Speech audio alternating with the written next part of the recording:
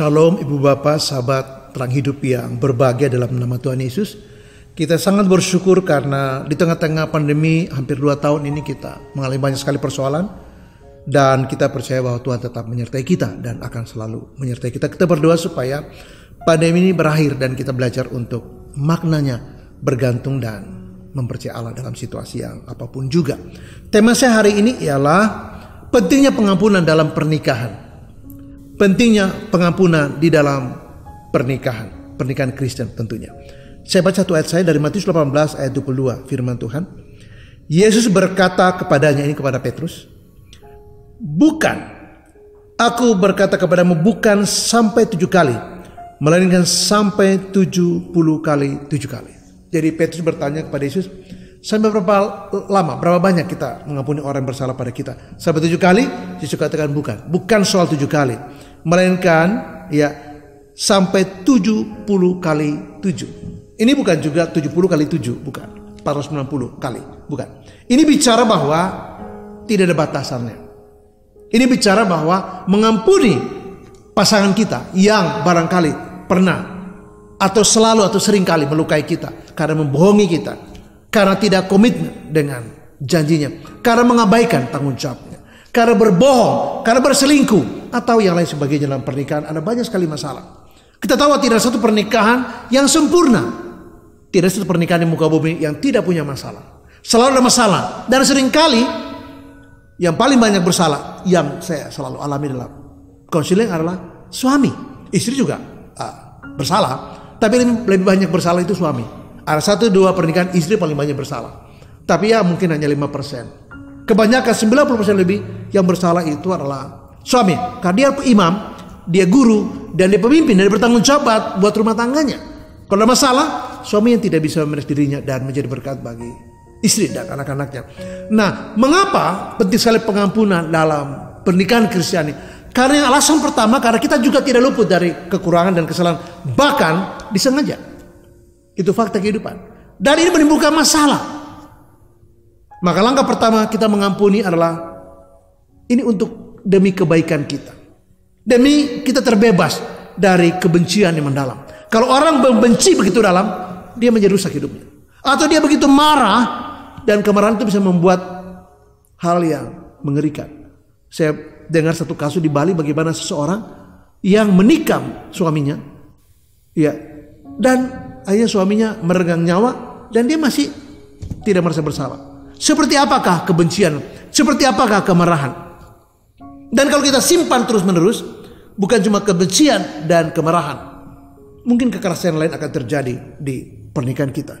Nah, ketika kita mengampuni, kita tahu dia bersalah, tapi pengampunan itu membuat kita terjauh dari kebencian, kemarahan, kesedihan, tapi juga kekerasan baik verbal dan fisik. Hal yang kedua adalah karena pernikahan itu satu perjanjian antara saya dengan pasangan saya atau sebaliknya di hadapan Tuhan, disaksikan jemaat. Maka ketika kita punya masalah dalam rumah tangga, katakanlah perselingkuhan, katakanlah suami tidak bertanggung jawab, katakanlah ada affair dengan orang lain, katakanlah ada masalah mungkin pengkhianatan dari segi tertentu, misalnya ekonomi dan warisan dan sebagainya. Lalu kita begitu marah sekali. Nah, pengampunan itu akan membuat kita masih bisa merajut lagi kebersamaan kita, bisa membuat keluarga ini masih utuh lagi. Kalau tidak, seseorang mengatakan kepada saya, Pak, saya ingin pisah aja, Pak. Lalu saya kasih masukan, Pak, udahlah, Pak, saya ingin pisah, Pak. Kalau lama-lama begini, saya bisa mati, Pak. Bapak lihat bagaimana saya sudah terluka, bagaimana saya sudah kurus begini, saya sudah stres begini, Pak. Ini gara-gara dia. Dia sudah mengambil semua yang saya percayakan kepada dia. Dan itu warisan orang tua saya habis di tangan dia. Dan saya tidak yakin itu dia pakai. Mungkin dia alihkan untuk hal A, B, C, D di belakang saya. Dan ini membuat dia tidak ingin lagi bertahan. Pengampunan membuat kita masih bisa merajut lagi kepingan-kepingan daripada masalah-masalah pernikahan kita. Ini seperti cermin yang jatuh dan pecah. Kita harus kumpulin lagi dan kemudian dilem pelan-pelan. Ada retak, tapi masih bisa dirajut lagi kalau kita bersedia untuk mengampuni. Kalau tidak, seperti saya katakan tadi, istilahnya mengatakan, Pak, saya udah gak mau yang lain, Pak. Jadi yang ibu mau apa? Cuma satu aja. Apa itu? Supaya saya berpisah dengan dia. Saya seperti mentok. Saya bilang, Bu, kita berdoa aja ya. Udahlah Pak, saya cuma minta itu Pak. Saya nggak minta yang lain Pak. Begitu dalamnya kepedihan dia karena pengkhianatan yang dilakukan oleh pasangannya, membuat dia tidak ingin lagi untuk bisa bersama lagi. Karena Pak, ini bukan satu kali Pak. Ini bukan cuma pertama kali dan ketiga kali. Ini berkali-kali Pak, dan berbagai macam. Berbagai modus, dan saya sudah hafal Pak. Kami sudah menikah 16 tahun Pak. Dan saya tidak sanggup lagi Pak. Jadi saya ingin satu Pak, yaitu berpisah. Bayangkan itu yang terjadi. Nah kalau kita bisa mengampuni, kita mau mengampuni, kita minta kekuatan dari Yesus untuk bisa mengampuni pasangan kita, maka sekalipun ini cermin yang sudah jatuh dan berantakan, masih bisa dikumpulkan dan disambung lagi, dirajut lagi, sehingga keluarga ini masih bisa tetap utuh. Kalau tidak, mereka ingin berpisah. Mereka merasa bahwa ini seperti neraka. Mereka merasa bahwa nggak ada gunanya lagi mempertahankan ini. Mereka merasa bahwa kayaknya ini udah nggak bermakna Pak. Ini seperti neraka yang diciptakan oleh pasangan saya, dan saya harus hidup bertahan di situ. Saya nggak mau Pak. Sudah cukup saya menderita. Jadi sekarang saya harus pergi dan melupakan semuanya. Saya berharap di sana ada titik terang. Saya bisa menjalani hidup saya yang sisa dan tidak mau menghancurkan dengan pria yang sebenarnya itu. Kalau kita tidak bersedia mengampuni, akan bubar pernikahan ini. Tapi ketika kita mau mengampuni, ini bisa dirajut kembali, dan Yesus mampu untuk merajut kepingan-kepingan yang hancur karena kasus-kasus seperti pengkhianatan, perselingkuhan, dan lain sebagainya, kekerasan dalam pernikahan kita. Ketika kita mampu mengampuni, kita bisa merajut lagi keutuhan dari hubungan pernikahan suami dan istri seperti ini. Hal yang ketiga, ketika kita bersedia mengampuni, kita bisa hidup bahagia. Walaupun kita harus melewati lembah kekelaman untuk itu, melalui lorong yang sempit dan gelap, kita bisa berbahagia. Jadi pengampunan itu membuat kita mampu atau melampaui pengalaman duka dan terluka karena satu situasi yang terjadi dalam pernikahan kita. Pengampunan itu membuat kita bahagia karena kita melampaui batas-batas rasionalitas manusia. Karena kesedihan yang menimpa kita bertumpuk-tumpuk karena satu persoalan atau sekian ratus persoalan yang pernah terjadi dalam pernikahan kita. Kita masih bisa bahagia karena virus yang mematikan pernikahan ini bisa disembuhkan oleh darah Yesus.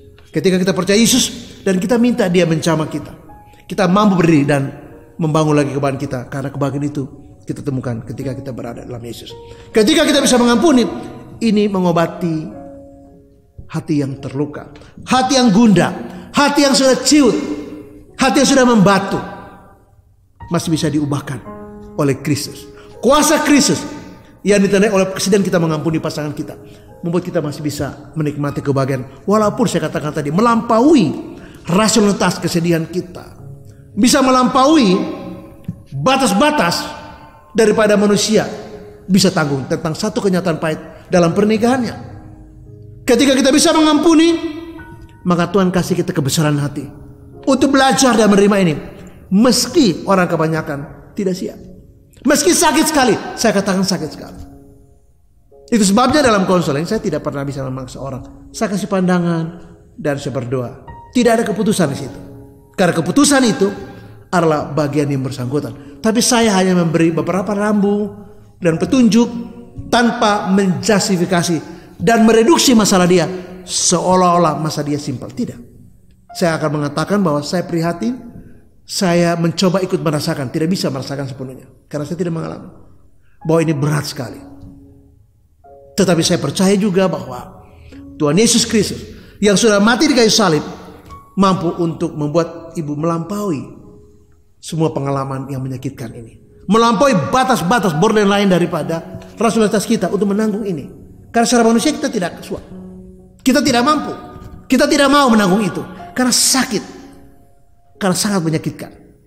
Tetapi kita akan bisa tabah karena kita percaya kepada Kristus yang memampukan kita untuk mengampuni. Dan ketika kita bersedia mengampuni, kita akan bisa berbahagia walaupun melalui lorong yang sempit dan gelap, licin dan terjal. Tapi kita di sana bisa menikmati kebahagiaan yang Yesus janjikan karena kita belajar untuk mendengar apa yang Dia katakan.